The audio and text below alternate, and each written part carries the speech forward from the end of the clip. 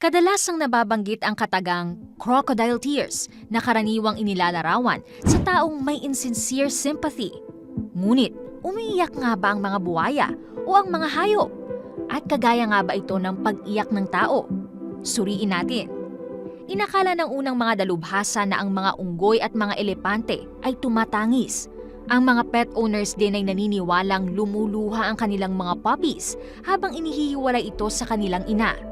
Ang desperadong pagsigaw ng tumatakbong usa habang hinahabol ng mga cheetah ay iyak din daw ayon sa mga animal researchers. Ngunit itong lahat ay mga anekdotal lamang na mga patunay. Ayon sa mga modernong siyentipiko, ang tanging living creature na umiiyak na may pagluha dahil sa tindi ng emosyon ay tayong mga tao.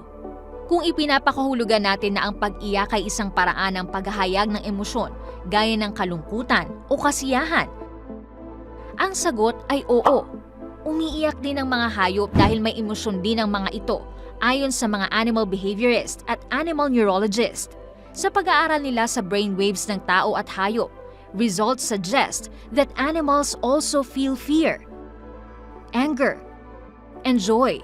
Ngunit hindi maaaring sabihin na ang pagluha ay ang paraan nila ng pagpapakita ng kanilang emosyon o iyak. Nakakaluha din naman ang mga hayop. Ngunit ito ay para lamang i-lubricate ang kanilang mga mata.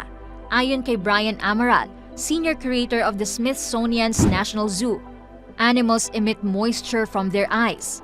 Both humans and most land mammals need tears to keep their eyes healthy. Pinapanatili nitong moist at more importantly, clean ang mga mata. Kaya technically, umiiyak nga ang mga hayop. Pero hindi ito kagaya ng pag-iyak ng mga tao. Ang pagluha ng mga hayop ay dala ng kanilang pangangailangang linisin ang kanilang mga mata. It is a biological and physiological need. Ang mga kaalamang ito ay nagpapatunay na sa kabila ng maraming pagkakapareho ng attributes ng tao at hayop, may mga maliliit na detalye pa ring nagkakaiba sila.